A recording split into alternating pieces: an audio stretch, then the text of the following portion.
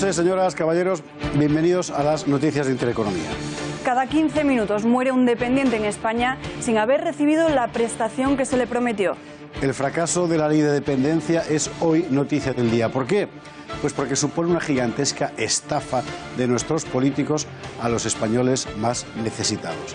¿Recordamos cómo empezó todo esto? Y hoy hay una ley que se llama Ley de Dependencia, que no había cuando llegamos al gobierno, que está atendiendo a 40.000 ciudadanos en esta tierra, a 700.000 en España. Desde tiempos de Zapatero funciona en España una ley de dependencia, mantenida después por Mariano Rajoy, que pretendía paliar situaciones de necesidad acuciante. Pero Zapatero sacó esa ley sin financiarla y Rajoy tampoco ha cambiado las cosas. Hoy esa ley es en la práctica papel mojado. La ley de dependencia se aprobó hace 11 años. En todo ese tiempo nadie ha sido capaz de hacer las cosas bien. Zapatero nunca dio un euro para la ley y Rajoy tampoco lo hizo. El año pasado se firmó un pacto por el sistema de autonomía y atención a la dependencia. Lo suscribieron todos los grupos parlamentarios, menos el Partido Popular y el PNV. El objetivo era revertir en los presupuestos de 2017 los recortes en el sistema de atención a la dependencia. No se han conseguido más que declaraciones de buenas intenciones. ¿De quién es la culpa? Pues en principio los responsables de aplicar la ley de dependencia son las comunidades autónomas. Ahora bien, las autonomías no están dispuestas a sufragar los gastos con sus propios presupuestos y llevan años reclamando al Estado partidas específicas. Partidas que el Estado no va a librar y menos en tiempos de crisis. Nuestras cuentas públicas, tanto las del Estado como las autonómicas, están plagadas de subvenciones absurdas, pero nadie coge el toro por los cuernos. ¿Y cómo se sienten los afectados? Estafados, naturalmente. En 2016 se produjeron 40.647 fallecimientos de personas que, siendo dependientes con derecho a atención, no llegaron a beneficiarse de las prestaciones o servicios oportunos. La lista de espera de dependientes con la ayuda reconocida es de 320.000, pero cada 15 minutos muere uno de ellos sin haber recibido prestación. ¿Por qué ocurre todo esto? Pues por una sola razón: las extraordinarias disfunciones del sistema autonómico, concebido de tal manera que cada comunidad tiende a construir compartimentos estancos de poder como pequeños señoríos feudales e intenta no atender más gastos que los que reportan en su propio beneficio. Los políticos hacen su vida y los españoles de pie, tirados literalmente a la basura. Hoy entraremos a fondo en el fracaso de la ley de dependencia y además hablaremos de estas otras informaciones.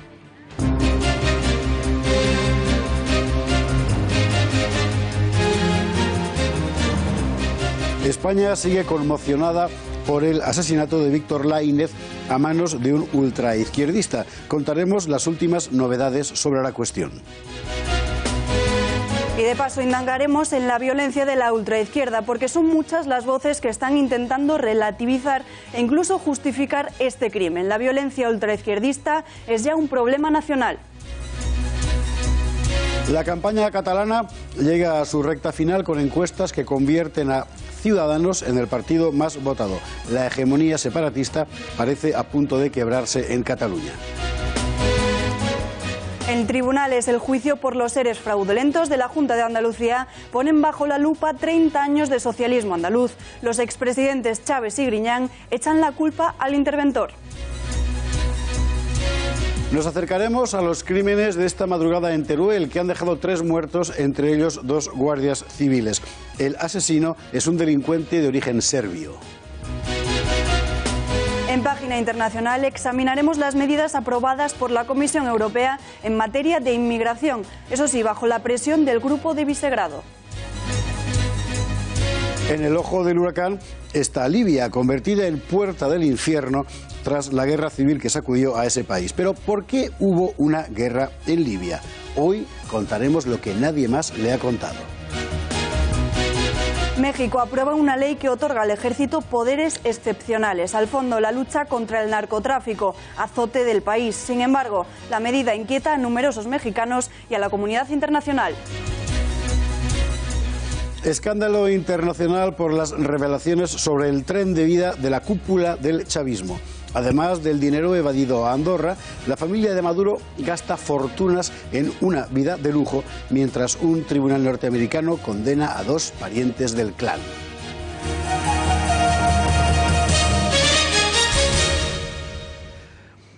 Abrimos con la ley de dependencia, o por mejor decir, con su fracaso, porque las cifras no pueden ser más escandalosas. Esta ley, si usted recuerda, era la gran promesa de Zapatero para los españoles más necesitados. 11 años después, nada de nada. Javier Torres tiene toda la información. Javier, buenas noches. ¿Qué tal, José Javier? Alba, buenas noches. Un total de 40.647 personas dependientes murieron en el año 2016 sin haber recibido la prestación reconocida, y este año 2017 podrían ser 34.000, según datos de la Asociación de Directores y Gerentes de Servicios Sociales. En total, el número de dependientes que hay en España es de 1.217.355. Y hay que recordar que esta norma fue aprobada por Zapatero, aunque sin financiación. El desarrollo de la misma corresponde a las comunidades autónomas, para las que no fijó ningún presupuesto. Así, el gobierno siguiente, el de Mariano Rajoy, se encontró con una ley vacía presupuestariamente y a las regiones reclamando partidas específicas. Sin embargo, han pasado más de 6 años y los populares, Mariano Rajoy, no ha hecho nada para enmendarlo. Y no parece que la situación vaya a mejorar en los próximos años, o al menos meses, ya que el año pasado todos los grupos del Congreso, a excepción de Partido Popular y Partido Nacionalista Vasco, firmaron un pacto por el sistema de autonomía y atención a la dependencia, con el objetivo de revertir en los presupuestos de 2017 los recortes en el sistema de dependencia, aprobar un modelo estable de financiación y no modificar la ley sin un consenso similar, al menos, al que se logró cuando la norma fue aprobada hace ya 11 años, en la época de Zapatero. Mientras esto se resuelve, la lista de espera de dependientes con la ayuda reconocida es de 320.000 y cada 15 minutos, José Javier, muere uno de ellos sin haber recibido la prestación. Es sencillamente una vergüenza. Y es una vergüenza terrible. Y para hablar de este asunto tenemos al otro lado del teléfono a José Manuel Ramírez, de la Asociación de Directores y Gerentes en Servicios Sociales. Don José Manuel, muy buenas noches. Hola, muy buenas noches. Bueno, la primera pregunta es inevitable, es decir, ¿cómo ha sido posible semejante disparate? Bueno, verdaderamente es cruel. Si hubiera un índice de sufrimiento en España, seguramente las personas dependientes, 1.200.000, serían los que estarían en lo más alto del podio. Que el Estado no haga nada por atender a esas personas tan vulnerables y no ponga la financiación suficiente y permita que mueran en España cada día 100 personas sin recibir la prestación y derecho, lo único que nos deja es que tenemos unos gobernantes insumisos, es decir, no cumplen la ley. Hablan de que hay que cumplir la ley, hablan de que hay que cumplir el artículo 155, pero el artículo 149, que es donde se encajó esta ley, no se cumple. Entonces hay que pedirles a estos gobernantes que no tienen alma que apliquen los presupuestos necesarios para atender a las personas que más vulnerables y que más necesitan de la atención del Estado. Don José Manuel, vamos a ver. El Gobierno habla continuamente de recuperación económica. Hasta ahora, más o menos, podíamos entender que el gigantesco desbarajuste que había ahí de una ley no dotada en origen por Zapatero y que, por tanto, después no se pudo dotar, bueno, podía explicarse, aunque fuera injustificable, pero podía explicarse por la cuestión económica. Pero, ¿y ahora? ¿No ha llegado, no hay atisbo de que vaya a llegar esa recuperación económica de la que todos los días nos habla el ministro Guindos a la dependencia? Pues no llega a los dependientes, no les llega esta recuperación económica. Parece que el Gobierno de España está en contra de la independencia, pero también está en contra de la dependencia, porque desde hace 4 años el Gobierno de España ha recortado, el recorte acumulado es de más de 4.000 millones de euros en dependencia. O sea, si ya estaba infrafinanciada desde los recortes del año 2012 a la fecha, se ha recortado en 4.000 millones de euros. La asfixia económica que ha producido al sistema es de tal magnitud que lo que ha hecho ha sido generar muchísimo sufrimiento. Y luego también, si estos gobernantes no tienen alma, podrían coger una calculadora y se darían cuenta que la ley de dependencia es la mejor inversión pública. Por cada 1 millón de euros que invertimos en financiación de la dependencia, se generan 35 puestos directos, estables y no deslocalizables de trabajo, fundamentalmente de empleo para mujeres. Claro. Y segundo, se generan unos retornos del 40% a través del impuesto del IRPF, la Seguridad Social, el IVA el impuesto de sociedades que pagan las empresas de residencias, etcétera. Es decir, que es una gran inversión inteligente. Precisamente de eso se lo quería plantear, porque vamos a ver, ustedes están en relación, digamos, con los otros grupos políticos que firmaron este último acuerdo, excluidos PP y PNV, autoexcluidos mejor dicho. Quiero decir, soluciones técnicas hay, están negro sobre blanco. Sí, efectivamente, no hace falta estudiar en Salamanca para entender que la financiación pública en la ley de dependencia, además de ser una cuestión de justicia social, es decir, miren ustedes, el 54% de los dependientes son personas mayores de 80 años. Piensen en los abuelos que tienen Alzheimer, en las personas que van en carrito, es decir, piensen en los niños discapacitados, es decir, necesitan del apoyo del Estado. Entonces, con todo esto, nosotros además hemos argumentado que hay 3 razones básicas. Primero, somos un país envejecido. En España somos un país de viejos. Necesitamos generar este sistema de atención a la dependencia. La atención a las personas crónicas en el sistema sanitario es carísima en los hospitales, aparte de que no se cuida la convivencia. Es mucho mejor atenderlos desde el sistema de servicios sociales en virtud de la ley de dependencia. Generamos empleo y retornos económicos. Yo creo que hay razones suficientes para que el Estado, al menos, invierta los 450 millones de euros que anualmente recorta en dependencia. Y esto yo creo que si Guindos y Montoro echaran cuentas, estoy seguro de, aunque no se compadeciesen del sufrimiento de la gente, no tendrían la crueldad de saber que con esto seguramente generaríamos mayor producción para poder generar más empleo y generar más riqueza, aparte de oportunidades, ¿no? José Manuel, le pregunta Javier Torres. Señor Ramírez, buenas noches. Teniendo en cuenta que hay en España 1.200.000 personas dependientes, estamos hablando de casi el 2% de la población. ¿Tiene usted pensado hacer alguna manifestación? Porque es un asunto que afecta a muchísimos españoles y no hay ese clamor social, al menos no se está reflejando en las calles. Mire, tenemos un gravísimo problema. Primero, porque esas personas tienen tal grado de sufrimiento y tienen tal poca... Piensen ustedes en el rostro humano de la gente. Yo, a veces, cuando veo sus programas o veo los programas de otras televisiones o de otras radios y escucho, verdaderamente no estamos en la agenda de los medios de comunicación. Piensen en el rostro humano de esa persona que tiene Alzheimer, que tiene 90 años. ¿Dónde va a ir? Y si la mujer o la hija, porque fundamentalmente el 96% de las cuidadores son mujeres, bastante tienen con lo que tienen, como para meterse en líos, para ir a la calle, para manifestarse, para ir al juzgado, para perseguir a los gobernantes. Es decir, viven una angustia vital, un auténtico sufrimiento. Y mire, voy a hacer un poco como el cura que va a misa y le dice a los feligreses que la gente no va a misa, y se lo dice a los que están en misa, ¿no? Yeah. Pues yo le voy a decir lo mismo, es decir, piensen ustedes que este titular que han dado ustedes, que cada cuarto de hora muere un dependiente en España sin la prestación de servicio, no ha hecho ningún titular en ninguna televisión a nivel nacional. Bueno, estamos en la agenda de los medios de comunicación, no podemos estar en la agenda de los medios políticos, no estamos en la agenda pública. Desgraciadamente, el sufrimiento de la gente más vulnerable no vende. Están, en todo caso, en la agenda de intereconomía, y por lo que a nosotros concierne, desde luego, es que es elementalmente una cuestión de justicia, evidentemente. Don José Manuel Ramírez, muchísimas gracias por estar con nosotros y volveremos a hablar de este asunto sencillamente porque es una cuestión de justicia. Muy buenas noches, muchísimas gracias. Muchas gracias a ustedes por la sensibilidad en tratar este tema en su programa. Muchas gracias. Faltaría más. Injusticias de España.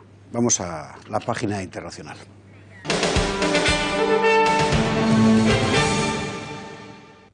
Bueno, se cumple un mes de la desaparición del submarino argentino Ara San Juan y la Armada de ese país todavía no tiene un indicio cierto sobre su ubicación.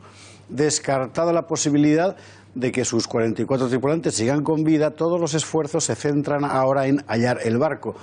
Al mismo tiempo ha comenzado la causa judicial para saber si hubo o no negligencia, si se trató de un accidente o si hubo corrupción en los trabajos de reparación del submarino. La juez responsable del caso estudia 12 cajas de información enviadas por la Armada Argentina y maneja la hipótesis de que el submarino no aparezca nunca.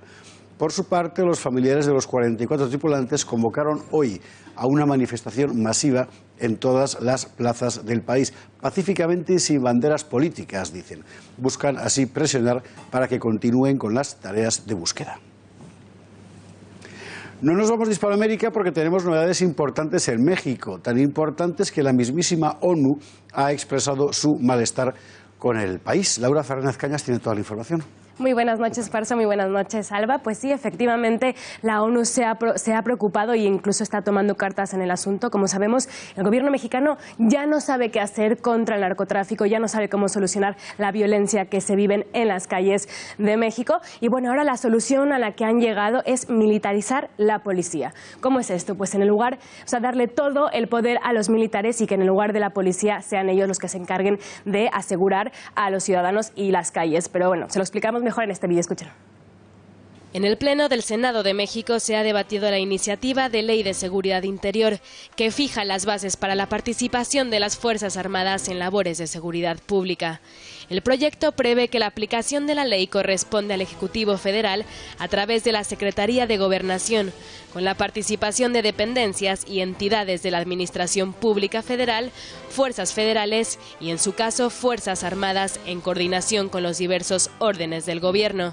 Tiene por objeto regular la función del Estado para preservar la seguridad interior, así como establecer las bases y procedimientos de coordinación entre los poderes de la Unión, entidades federativas y municipios en la materia. La iniciativa del gobernante Partido Revolucionario Institucional, mejor conocido como PRI, fue aprobada por las Comisiones Unidas de Gobernación, Defensa Nacional, Marina y Estudios Legislativos Segunda. Los senadores favorables a la iniciativa, aprobada el 30 de noviembre por la Cámara de Diputados, indicaron que el proyecto no implica la militarización del país, sino el fortalecimiento de las acciones del gobierno con reglas claras para la sociedad y las Fuerzas Armadas, para que no sean utilizadas de forma caprichosa. Los senadores que se manifestaron en contra señalaron que esta ley busca encubrir el fracaso de una estrategia de seguridad y pretende regresar al país al presidencialismo autoritario y que no garantiza la paz ni la seguridad ciudadana. Pese a la oposición de diversas organizaciones civiles, un sondeo ha revelado que el 59% de los mexicanos apoyan que los militares participen legalmente y de manera continua en la seguridad pública, ya que confían en que esto mejorará la situación. En tanto, el 37% está en desacuerdo al considerar que es un trabajo de la policía y que solo deberían ellos encargarse de la seguridad nacional para evitar abusos de poder por parte de los militares. El resto, el 4%, no se posiciona. Asunto complicadísimo porque realmente hay un problema de orden público, de crimen organizado extraordinario, hay que tomar medidas y resulta que quienes deberían llevarlas a cabo inspiran, no diré que tanta desconfianza, pero suficiente desconfianza como para que la gente, en fin, qué complicado. Bueno, no nos vamos de Hispanoamérica porque tenemos, en estos mismos días, no me quiero equivocar de tema, hemos conocido otro asunto que dice mucho sobre la moral revolucionaria, sobre todo en Venezuela, porque a la corrupción del capitalismo le ha sucedido la corrupción del socialismo. Laura, ¿qué les pasa a los Maduro? Pues que los Maduro viven muy bien, eso es lo que les pasa. No dentro de Venezuela, por lo menos salen de Venezuela y viven bien fuera, mientras en Venezuela, como sabemos, la situación es penosa, la gente se está muriendo de hambre, la gente se pelea por una barra de pan, por un litro de leche. Pues estos señores salen de España y aprovechan todo el dinero que tienen guardado en esas cuentas en Andorra para vivir como reyes. Y si no me creen, vean el siguiente vídeo. El empresario venezolano Diego Salazar tenía una debilidad, el vino Pomerol Petrus de 1990. Su precio, 5.560 euros la botella. En diciembre del 2012 se hizo con 694 unidades de este y otros caldos selectos, Dom Perignon incluido. La factura de la viña en el Boulevard de la Madeleine de París sumó 493.573 euros. El dispendio es un ejemplo del tren de vida que envolvió durante una década a Salazar, a su primo Luis Mariano Rodríguez y al ex viceministro de Energía y Petróleo de Venezuela, Nervis Villalobos. Los tres formaron parte de la presunta red de dirigentes y empresarios cercanos al gobierno de Hugo Chávez, que ocultó 2.000 millones de euros en Andorra, y juntos desembolsaron cerca de 10 millones de euros en bienes de lujo. En su espiral de gastos, Salazar y Ramírez abonaron 3 millones de euros en joyería, 2 millones en obras de arte, 1 millón en vinos y medio millón de euros en el alquiler de helicópteros. Y por si fuera poco, sus facturas incluyeron también casi 1 millón de euros en trajes a medida y 125.000 euros en lo que ellos denominaban caviar, jamón y delicatessen varias. El capítulo de joyería sin duda es el más ostentoso. Recoge la compra por 1,7 millones de 109 relojes de lujo, entre los que figuran un centenar de Rolex y Cartier. La adquisición se gestionó a través de una sociedad panameña controlada por Salazar, que es primo de Rafael Ramírez, expresidente del partido, y hasta hace 2 semanas embajador de Venezuela ante la ONU. El familiar del exministro también se gastó 1 millón de euros en una joyería de Caracas en relojes, cadenas de oro y brillantes. Otra empresa panameña, Joslat Investment, abonó en el 2011 una factura de 90.500 euros en relojes. Tras esta adquisición aparece el nombre de Nervis Villalobos, viceministro de Energía de Venezuela, que fue arrestado en Madrid el pasado octubre por una causa diferente de la que se investiga en Andorra. Los pagos salían de 37 cuentas corrientes que la presunta trama manejó entre el 2007 y el 2012 en la banca privada de Andorra. La mayoría de estos depósitos tenían detrás sociedades creadas en Panamá. El apartado de hoteles confirma que Salazar adoraba el lujo, pero que no le gustaba disfrutar de él solo. El empresario invitó de forma reiterada a sus amigos al Hotel Ritz de París y por su alojamiento desembolsó la friolera de 575.000 euros por una decena de reservas durante 10 años. Las facturas contemplan cargos de 34.216 euros por el alquiler de limusinas y de 6.223 por una jornada de copas en el bar del hotel. El Four Seasons de París fue otro de los establecimientos elegidos por Salazar para agasajar a sus conocidos. El primo del exministro chavista abonó una factura de 150.000 euros por varias estancias en 2011 de 2 ciudadanas venezolanas desconocidas. En Venezuela la gente se muere de hambre, pero el chavismo se ha encargado de que a sus hombres de confianza no les falte de nada. Han declarado la emergencia humanitaria, o mejor dicho, lo han declarado fuera. Y esto es así. Qué barbaridad. Un descaro. Laura Fernández Callas, muchísimas gracias. Gracias a ti. Vamos a seguir con más asuntos.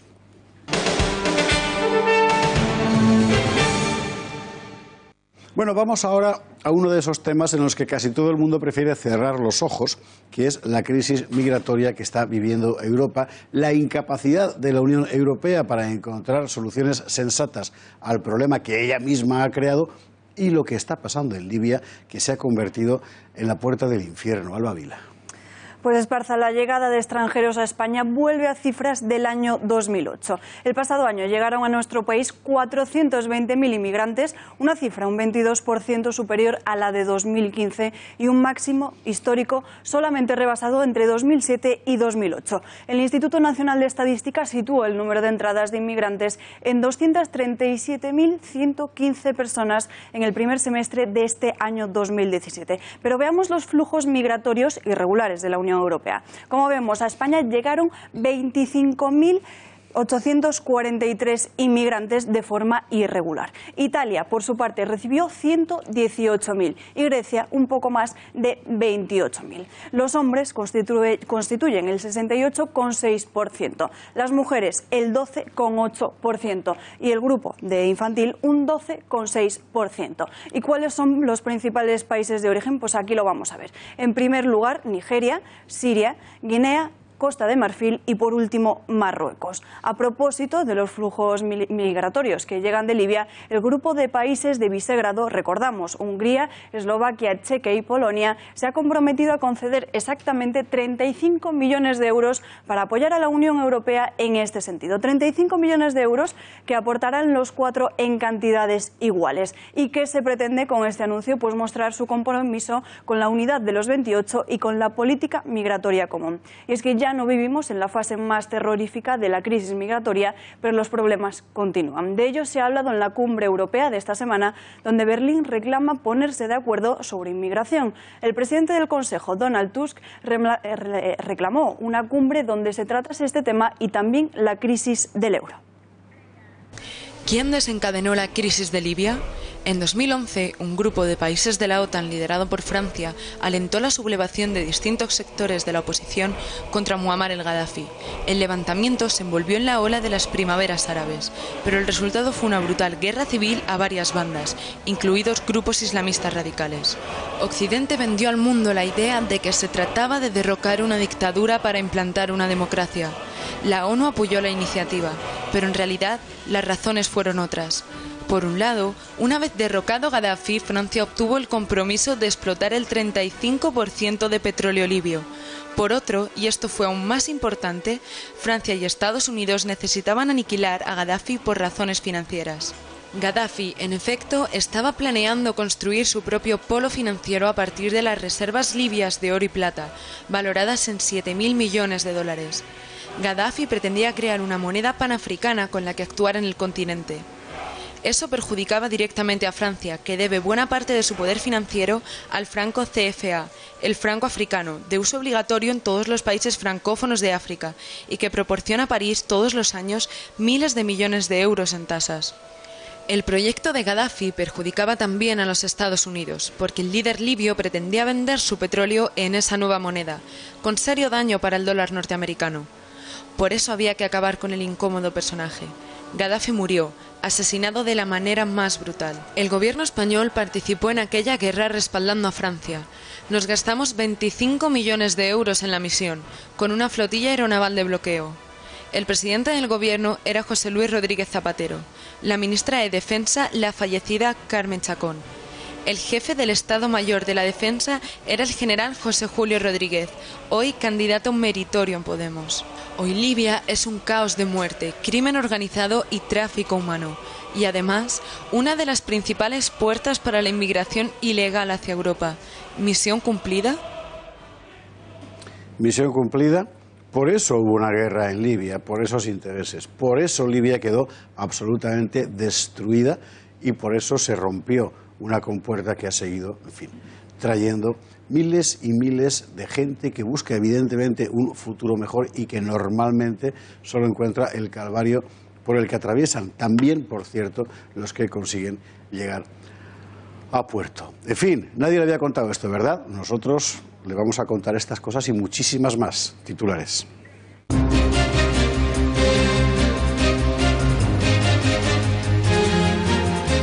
España sigue conmocionada por el asesinato de Víctor Laínez a manos de un ultraizquierdista. Contaremos las últimas novedades sobre la cuestión. Y de paso indagaremos en la violencia de la ultraizquierda porque son muchas las voces que están intentando relativizar e incluso justificar este crimen. La violencia ultraizquierdista es ya un problema nacional. La campaña catalana llega a su recta final con encuestas que convierten a Ciudadanos en el partido más votado. La hegemonía separatista parece a punto de quebrarse en Cataluña. En tribunales, el juicio por los seres fraudulentos de la Junta de Andalucía ponen bajo lupa 30 años de socialismo andaluz. Los expresidentes Chávez y Griñán echan la culpa al interventor. Nos acercaremos a los crímenes de esta pasada madrugada en Teruel, que han dejado 3 muertos, entre ellos 2 guardias civiles. El asesino es un delincuente de origen serbio. En página internacional hemos examinado las medidas aprobadas por la Comisión Europea en materia de inmigración, bajo la presión del Grupo de Visegrado. En el ojo del huracán hemos visto esta Libia convertida en puerta del infierno tras la guerra civil que sacudió a ese país. ¿Por qué hubo una guerra en Libia? Hoy le hemos contado lo que nadie más le va a contar. México aprueba una ley que otorga al ejército poderes excepcionales. Al fondo, la lucha contra el narcotráfico, el azote del país. Sin embargo, la medida inquieta a numerosos mexicanos y a la comunidad internacional. Y hemos visto también el escándalo internacional por las revelaciones sobre el tren de vida de la cúpula del chavismo. Además del dinero evadido a Andorra, la familia de Maduro gasta fortunas en una vida de lujo, mientras un tribunal norteamericano condena a 2 parientes del clan.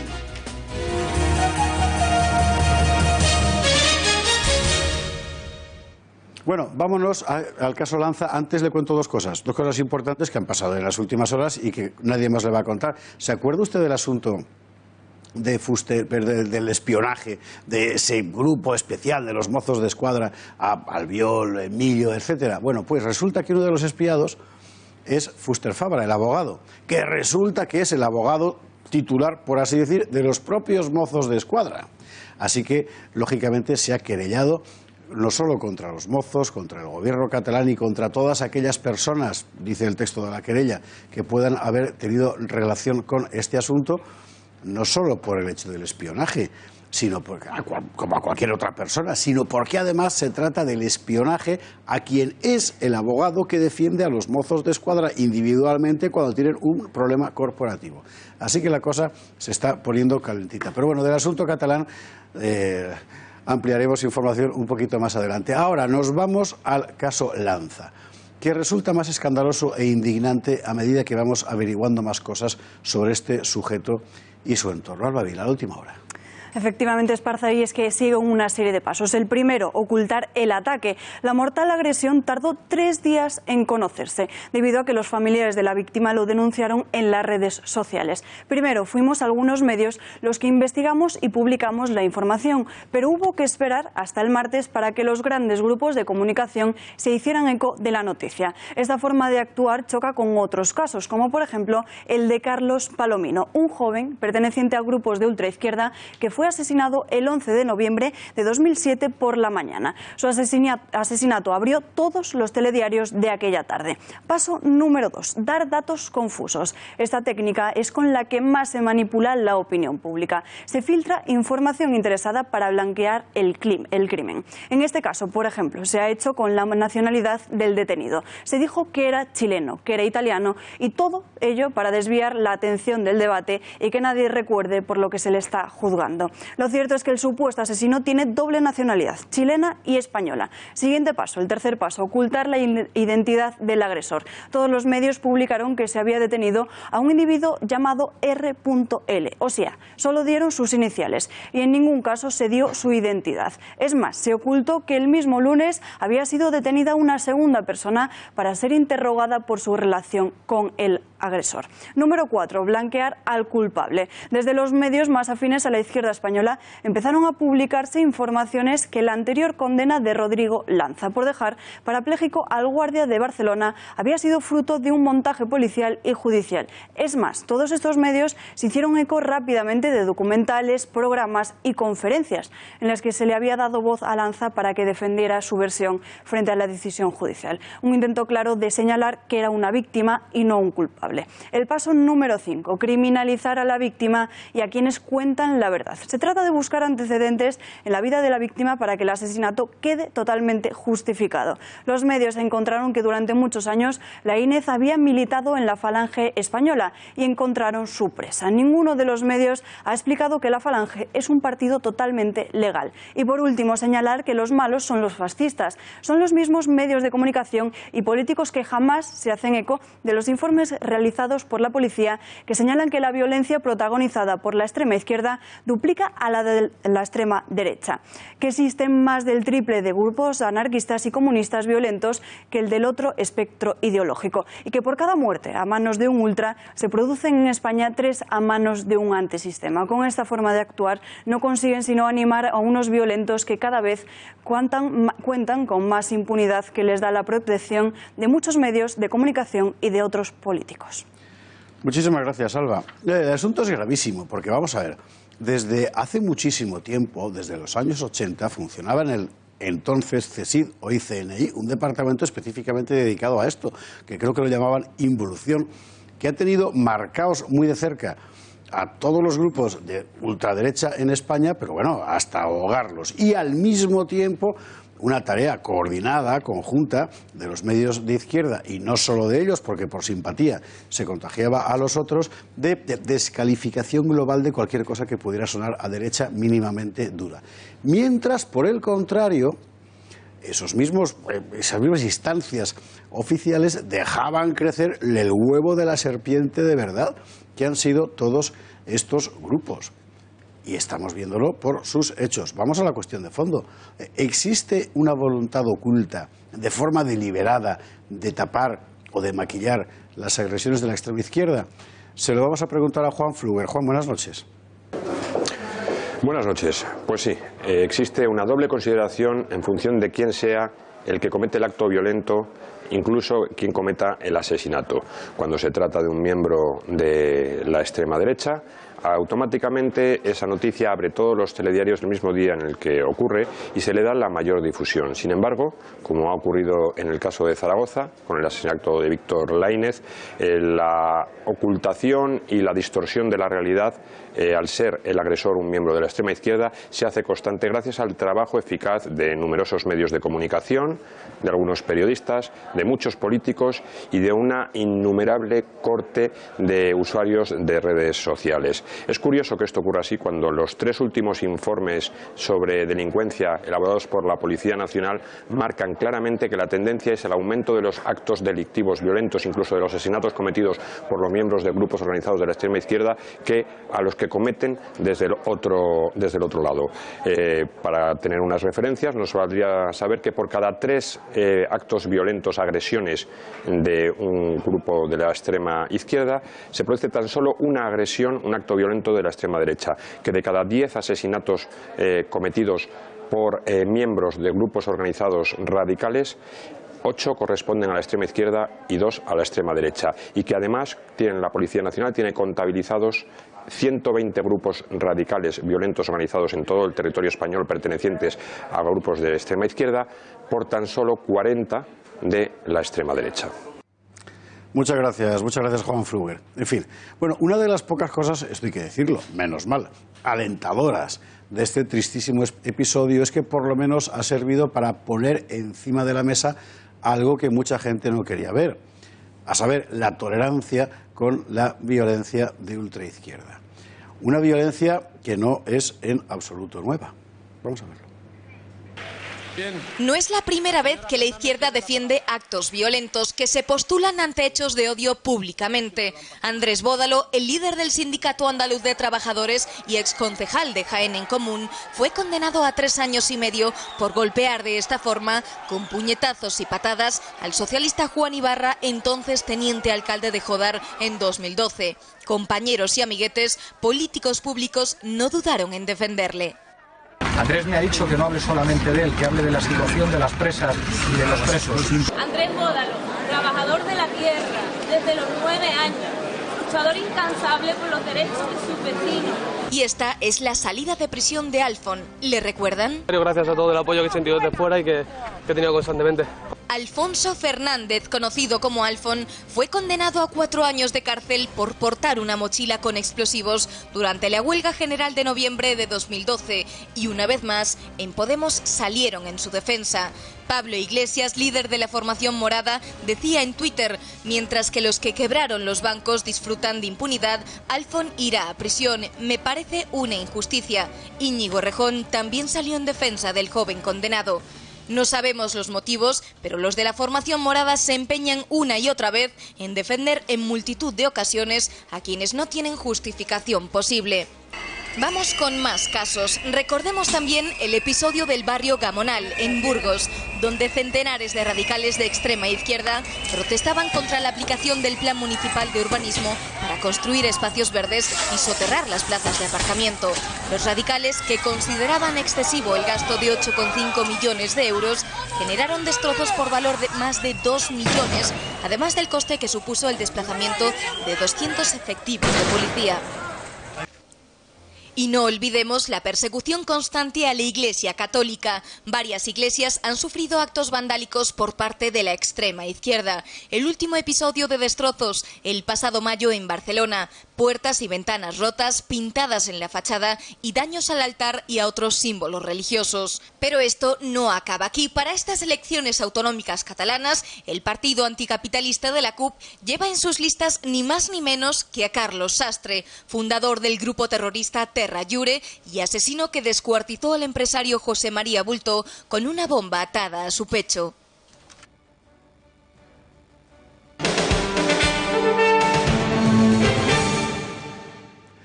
Vamos con la actualidad política que inevitablemente pasa por Cataluña, recta final de las elecciones y algunas sorpresas en las encuestas. Vamos a verlo. Ahí está. Sorpresa ¡plim! Ciudadanos se pone en cabeza según varias de las encuestas y en particular la última de Ciudadanos. Sí, así es. Por su parte, el Partido Popular sigue con los peores resultados. Impresionante. Lo del Partido Popular es una cosa de verdad. En fin, que Soraya debería cubrirse la cabeza de ceniza y no sacarla en años. En fin. Bueno, así es como están las encuestas. Llegamos al fin de semana. Empieza la recta final. ¿Quiere usted un resumen de la semana, de lo que ha dado de sí? Nosotros también. Y se lo hemos pedido a Rafael Núñez Huesca. Rafa, buenas noches. Buenas noches. Está siendo una campaña electoral la catalana atípica por muchos motivos, porque tenemos a Carles Puigdemont fugado en Bruselas, porque tenemos a Oriol Junqueras en una cárcel en Extremera y sobre todo porque tenemos por primera vez en la historia de las elecciones catalanas la posibilidad de que una fuerza abiertamente constitucionalista como es Ciudadanos se alce con la victoria.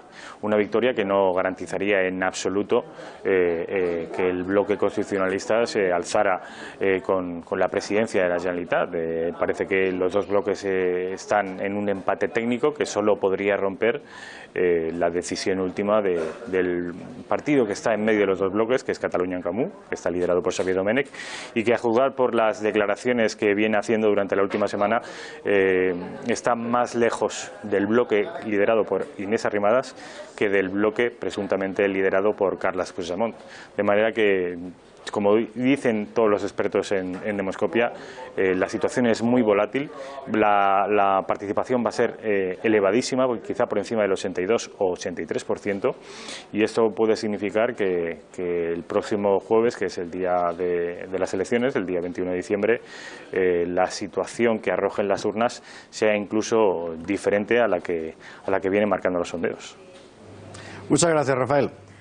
Además, hemos querido saber cómo lo ven los ciudadanos a pie de calle. ¿Quién cree usted que va a ganar? Vamos a verlo. A tan solo 6 días de que se celebren unas elecciones históricas en Cataluña, parece que ya hay un claro favorito. En el bloque constitucionalista es Inés Arrimadas y por el bloque independentista parece que Esquerra va ganando fuerza. Nosotros hemos hecho nuestra propia encuesta. Ni idea, pero espero que Ciudadanos, algo que nos una más que nos separe, vamos. Pero sí, no, ni idea. Esperemos que Puigdemont salga de ahí. Sé que las encuestas están muy justas. No tengo ni idea, pero no tengo buenas impresiones. Pues ni idea. Inés Arrimadas. No sabría decirle. Supongo que gana la Esquerra pero no tengo ni idea, la verdad. Yo creo que cuanto más sales al extranjero, cuanto más convives, más plural te haces y por lo tanto más riqueza encuentras, ¿no? Desde luego del movimiento con otras gentes, no de cerrarte estrictamente en lo local. Pues no tengo ni idea. Yo espero que gane la sensatez y que gane los que no son independentistas, la verdad. Es Arrimadas, creo yo, porque es la que más fuerza está teniendo y yo creo, para mi gusto es la que mejor está llevando el tema. Bueno, eso es lo que pilla en la calle nuestro micrófono de lo que piensa la gente. Hay que hablar necesariamente hoy, porque no queda ya completa la cosa, del juicio de los ERES falsos. Nueva jornada, declaraciones de la jueza Laya, que dice que ve una incertidumbre fea en lo que pueda pasar con la causa y además Fátima García Manzano en la Gaceta, que también tiene una incertidumbre fea sobre el tratamiento mediático de la cuestión. Fátima, buenas noches.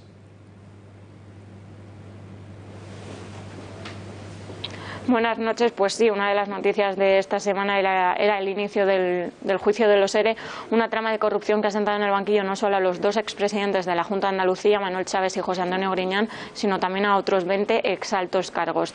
Llama la atención no solo la falta de atención mediática hacia este caso de corrupción, no ocurría lo mismo cuando Ignacio González fue detenido por el caso Lezo o cuando Francisco Granados entró en prisión por el caso Púnica, sino también la falta de atención que han otorgado algunos partidos políticos. Margarita Robles, la portavoz del Grupo Socialista en el Congreso, señalaba el pasado miércoles en la sesión de control que Chávez y Griñán que eran un ejemplo para todos aquellos políticos que no habían asumido sus culpas o las consecuencias de haber estado salpicados por tramas de corrupción. Y por su parte Rivera se alegraba de que tanto Chávez como Griñán estuvieran en el juzgado y no en los escaños. No ocurre lo mismo en los partidos, en las delegaciones andaluzas de todos los partidos políticos, puesto que ven esta situación como una oportunidad para echar por tierra la gestión socialista en la Junta de Andalucía. Andalucía y como ataque directo hacia la actual presidenta Susana Díaz. Muchísimas gracias, Fátima. Bueno, y no podemos terminar este informativo sin pasar por un asunto triste, tristísimo, que nos ha tenido en vilo hasta esta madrugada, y es ese tiroteo en la provincia de Teruel que se ha saldado con 3 muertos, 2 de ellos guardias civiles. Juan Fluger, en la redacción de La Gaceta, tiene todos los datos hasta última hora. Juan, buenas noches. Buenas noches. Ayer a las 7 de la tarde, en Albarate del Arzobispo, un pequeño pueblo de la provincia de Teruel, eran asesinados 2 guardias civiles y un paisano, un habitante de la localidad, a manos de quien ya conocemos como Igor el Ruso, un serbio que probablemente tenga preparación militar y que ha recorrido Europa sembrando de crímenes de este tipo, países como Italia, donde ya era buscado, probablemente en Francia, están ahora mismo cruzándose datos, y finalmente ha sido detenido en España. Inmediatamente empezaron a correr informaciones de todo tipo y al filo de las 11 de la noche agencias de noticias y medios de comunicación anunciaban que el criminal había sido abatido por la Guardia Civil. Sin embargo, la Gaceta pudo comprobar de fuentes del interior de la Guardia Civil que el dispositivo se estaba ampliando y que, lejos de haberse neutralizado al asesino de los 2 guardias civiles, se ampliaba el perímetro de búsqueda. Al final su captura solo pudo ser posible gracias a un accidente que sufrió en el coche en el que huía, a eso de las 5:15 de la madrugada, lo que facilitó que los miembros del Grupo Roca, un grupo especializado en delincuencia relacionada con el mundo rural, pudiera detener ya cercano a la provincia de Castellón al delincuente, que en estos momentos está en dependencias de la Guardia Civil siendo interrogado y que pasará en las próximas horas a disposición judicial. Por otro lado, podemos también comentar que los 2 agentes que fueron asesinados no llevaban en el momento de realizar la intervención los chalecos reglamentarios. Hasta el momento se desconoce si esa falta de chalecos fue un fallo en el protocolo que deberían haber seguido los agentes o, por otro lado, si es una de esas carencias que los sindicatos de las asociaciones de la Guardia Civil vienen denunciando desde hace años ante su Dirección General y el Ministerio del Interior. Gracias, Juan. Nuestras condolencias a las víctimas y también nuestra admiración hacia la Guardia Civil. Este asunto que ha tocado Juan Fluger ahora, eso de los chalecos, es que es importantísimo. Y además, bueno, esto ya es información que le puedo dar yo sin que, sin que haya una confirmación oficial, pero todo pinta en la investigación, y me lo acaba de contar Fluger hace nada, antes de ponerse en la cámara, que estamos ante un sicario profesional. Que este tío funcionaba, el asesino, funcionaba de esa manera porque estaba siendo pagado aquí y allá, pues bueno, por quien le contrataba para este tipo de trabajos. Venía de Italia, como hemos visto, parece ser que también había matado en Francia. Bueno, un asesino profesional como los hay en todas partes y que aquí había sido localizado por nuestra Guardia Civil, fatalmente con este resultado de 2 números de la Guardia Civil muertos por este criminal. En fin, más todavía en estas fechas, toda nuestra condolencia y nuestro mayor dolor por estas pérdidas de 2 hombres valientes que han encontrado la muerte cumpliendo con su deber, cumpliendo con su trabajo. Por cierto, que Alba Vila ha encontrado un vídeo interesantísimo para despedirnos y que hoy viene mejor que nunca. Así es, porque la Unión de Oficiales de la Guardia Civil ha felicitado la Navidad con un vídeo que lo dice todo. Con él nos despedimos nosotros también. Muy buenas noches.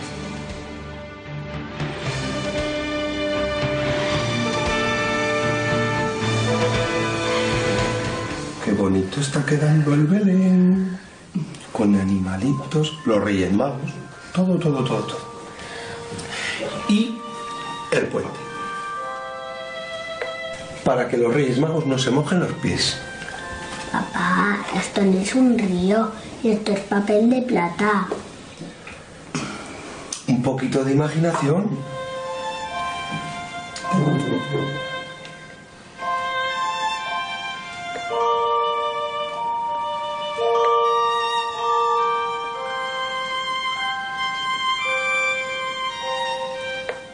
A ver. ¿Y esto? Un médico para que el niño Jesús no se ponga malito.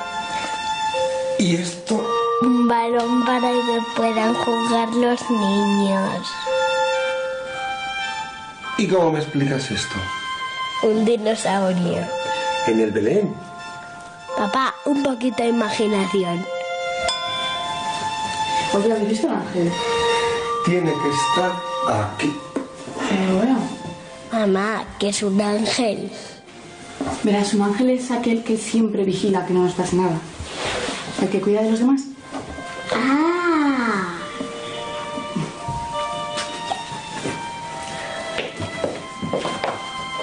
¿Dónde hemos dejado, verdad? Yo no lo dejé en ningún lado. Pues aquí, con todo.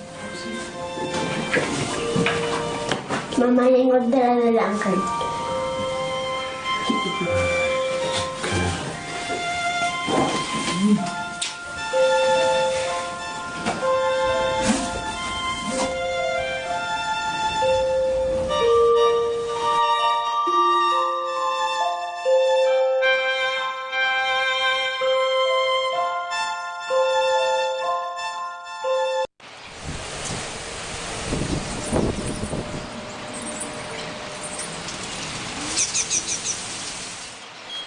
El sábado tendremos un día de tiempo bastante estable, muy tranquilo, pero con algunas excepciones. Es que, por ejemplo, vamos a tener algunas nieblas a primera hora de la mañana en puntos de montaña del norte. También encontramos bastante viento, sobre todo en el tercio este peninsular, con rachas que pueden ser bastante importantes. En general tendremos un día tranquilo y soleado, pero con algunas nubes. Donde encontramos alguna posibilidad de precipitaciones, por ejemplo, en Melilla ya estará cubierto y lloverá durante buena parte del día.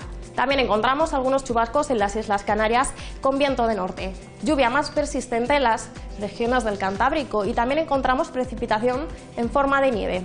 Las precipitaciones en forma de nieve van a dejar bastantes centímetros acumulados, están activos los avisos y es que vamos a tener acumulaciones de más de 30 centímetros. En cuanto a las temperaturas, mañana un día agradable, aunque perdemos algunos grados, por ejemplo en el sur. Fijaros que las temperaturas están en torno a los 12-13 grados y sin embargo tenemos valores más agradables en el centro. También en el levante, temperaturas de unos 20 grados, casi igual que en Canarias. Vamos a tener un domingo de tiempo muy tranquilo en todo el territorio peninsular, pero donde van a tener una situación más complicada es en el archipiélago canario. La situación empeora, los cielos van a estar más cubiertos y va a haber lluvias bastante importantes. En el resto de España tendremos algunas nubes, sobre todo en el norte y a primera hora, incluso algunos bancos de niebla. Podrían dejar caer alguna gota en las zonas del Cantábrico. En el resto de España también encontramos nubes en el archipiélago balear y en la zona del Mar de Alborán. En el resto tiempo estable y muy soleado. Un factor muy importante en el día va a ser el viento. En el nordeste tenemos avisos por viento con rachas de unos 80 km por hora y también avisos por oleaje en Menorca con olas de hasta 4 metros en la costa.